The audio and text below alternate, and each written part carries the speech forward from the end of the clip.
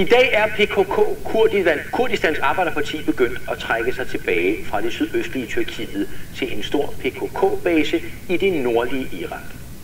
Den 21. marts i år meldte den kurdiske leder Abdullah Öcalan våbenhvile, og i dag forlader et par tusinde væbnede kurder nu Tyrkiet til fods. Den blodige konflikt mellem den tyrkiske stat og PKK er 30 år gammel, men nu tyder de seneste måneders seriøse fredsforhandlinger på, at der måske er ved at ske en åbning. En åbning, der muligvis gør Tyrkiet klar til at inddrage de mange millioner kurdiske medborgere og give dem samme rettigheder og muligheder som det tyrkiske flertal.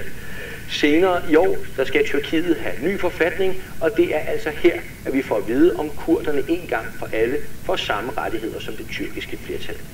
Og så velkommen til dig, Deniz Serinci. Du er selv kurder, og så er du redaktør på det dansk-kurdiske avis Yiyan. God eftermiddag til dig. I dag der indledte PKK, altså deres tilbagetrækning, er en forsoning mellem den tyrkiske stat og det kurdiske arbejderparti PKK faktisk ved at materialisere sig. Det vil fremtiden jo vise. Det specielle ved denne situation ved denne gang er, at hvor der tidligere også har været erklæret våbenhviler, ensidigt fra PKK's side, og hvor de ikke har holdt, så er det specielt denne gang, at begge parter er enige om denne våbenhvile. Og hvorfor sker det lige nu? Der er mange faktorer. Det skyldes simpelthen, at tyrker og kurder er dødtrætte af denne krig, som på 30 år har kostet 45.000 mennesker livet, drænet økonomien og ødelægger det hele for både tyrkerne og kurderne. Sidste år der erklærede PKK's fungerende leder Murat Karayalgan på den kurdiske tv-station Oy TV, at han sagde, at Tyrkiet kan ikke vinde denne krig, men det kan vi heller ikke.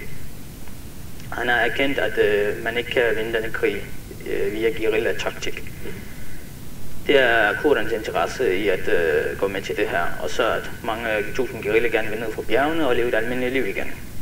Set ud fra Tyrkiets synspunkt, så er man nødt til den fred, dels fordi man har erkendt, at man ikke kan bekæmpe PKK gennem væbnet militær krig, og dels på grund af den ændrede geopolitiske situation i Mellemøsten. Forklar mig lidt om det. Hvad er den ændrede geopolitiske situation? Den har ændret sig rigtig meget. I sommer der træk Bashar al-Assad, Syriens diktator, sig ud af Nordsyrien og efterlod magttomrum som kurdisk oprør, hvor de tog over, og de her kurdiske oprør, de er tætte på PKK. Nu ser Tyrkiet, at PKK, som de har ligget i krig med de sidste 30 år, lige pludselig styrer syd for grænserne, hvorfra de kan angribe, eller hvor tyrkerne frygter, at de vil angribe dem selv. Og ligesom også, at kurderne i det nordlige Irak spiller en væsentlig rolle, og faktisk i de områder er der relativt mange ressourcer i jorden måske, og derfor kan Kurdistan, eller noget, der minder om det på et tidspunkt, godt gå hen og få nogle ressourcer at spille med. Det tæller vel også gøre det? Absolut, absolut. Tyrkiet er begyndt at blive en aktør i forhold til Nordirak, altså Kurdistan, og for at det kan blive det, og for at det overhovedet kan blive en aktør i Mellemøsten, der løfter en moralsk pegefinger i forhold til f.eks. Israel, i forhold til deres undertrykkelse af palæstinenserne, så kræver det, at de har orden i deres eget bagland først, i deres egen baghave først. Jeg tænkte på, at vi lige skulle, fordi vi kender jo meget den her konflikt mellem kurderne i Tyrkiet og den tyrkiske stat, som en uløselig konflikt, indtil videre i hvert fald, som har været blodig og har været vanskelig at forstå, vanskelig at sætte sig ind i. Jeg bad dig om at tage et lille stykke kurdisk kultur med, og valget faldt på den her sang. Prøv at høre med os lidt.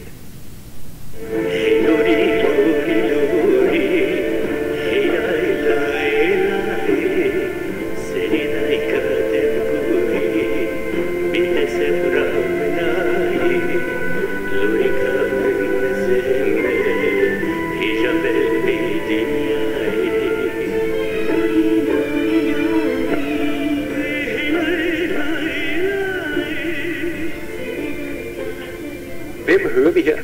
Vi hører Shimon Peres, som er kurdernes folkesanger. Ja. Han synger blandt andet om det her afsavn over for moren. Han har afsavnet over for moren, fordi han muligvis ikke, eller den sangeren, ikke har set sin mor i mange år. Der er mange kurdiske guerillaer oppe i bjergene, der ikke har set deres mødre i årvis. Enten fordi de har været oppe i bjergene, eller også fordi de har været fængslet af politiske grunde. Endvidere handler sangen om den sorg og de lidelser, kurderne har været udsat for gennem 30 års konflikt. Så det vil altså sige, at det her det er på en måde fortidens, måske sørgelige sange. Er der et håb hvis du taler med kurdere i Tyrkiet nu, om at det her er den store, endelige, positive forandring?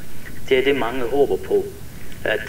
Fordi der er sket en ændring i forhold til Tyrkiets kurderpolitik. Før i tiden, for 20 år siden, der var det forbudt at bruge ordet kurder og Kurdistan i Tyrkiet. I dag, for 2 år siden, der gik Tyrkiets nuværende premierminister Erdogan ud og sagde, der var et Kurdistan-region i Osmaneriget. Det ville han aldrig have sagt før. Og hvordan bliver det tolket så blandt kurder? Nogle kurder tolkede det som om, at han prøver at narre kurderne til at lade dem tro, at han vil give dem flere rettigheder, hvad han ikke vil gøre ifølge dem, og andre de tolkede det mere som om, at han prøver at vende tyrkiske nationalister til tanken om, at en gang i fremtiden, så bliver vi nødt til at decentralisere Tyrkiet. Og det er også det, som mange analytikere mener er løsningen på hele konflikten, nemlig at Tyrkiet bliver mere decentraliseret. Det vil sige, at de enkelte regioner, f.eks. de kurdiske regioner, får mere at skulle have sagt, får mere medbestemmelse over, hvad de vil gøre. Her iblandt så kan de f.eks. vedtage kurdisk modersmålsundervisning i deres region. Aha. Så løsningen er ifølge kurdiske analytikere mere decentralisering. Og det er det, Erdogan højst sandsynligt har villet vende tyrkerne til ved at sige det. Løsningen derimod er ikke sådan, som tyrkiske nationalister ofte har prøvet at fremstille det som om, at kurderne skal selvstændigt ud, at de skal løsrive sig territorialt fra Tyrkiet.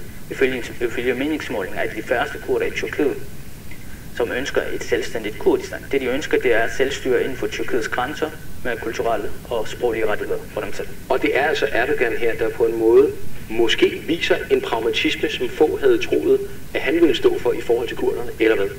Jeg ved ikke om, man kan sige, at Erdogan han har færre begrænsninger for at reformere på det kurdiske område, fordi han ikke har en nationalistisk baggrund, men mere har en islamistisk baggrund, hvor de tidligere premierminister i Tyrkiet altid har haft en nationalistisk baggrund. Når det er sagt, så må vi heller ikke glemme, at der er også alvorlige problemer. Der har også været alvorlige problemer under Erdogans regeringsperiode. I december 2011, der blev 34 kurdiske landsbybeboere bombet tæt på den irakiske grænse i det, vi kalder Roboski-massakren. Børn ned til 12-årsalderen blev bombet, og de har stadigvæk ikke, det skete under Erdogans periode, og de har stadigvæk ikke fået nogen undskyldning eller noget som helst fra statens side. Og omvendt så har der jo så også været de PKK, eller de kurdiske soldater, om man vil, har vel også været aktive på deres vis. Nu er der så 2.000 af dem, der trækker sig tilbage til Nordirak. Hvad kommer det til at betyde i Tyrkiet for kurderne, de 20 millioner kurder? Det er omkring 20 millioner kurder. Hvad kommer det til, tror du, betyde, hvis vi går ud fra, at det her er begyndelsen på en positiv udvikling?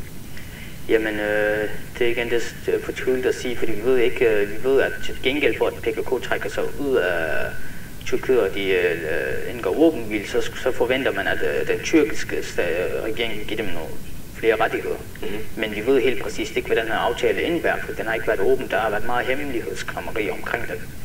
Vi ved, at Tyrkiet skal udfærdige en ny forfatning. Det kurderne kræver, det er så, at de også bliver nævnt i den her forfatning, og deres rettigheder bliver garanteret forfatningssikret.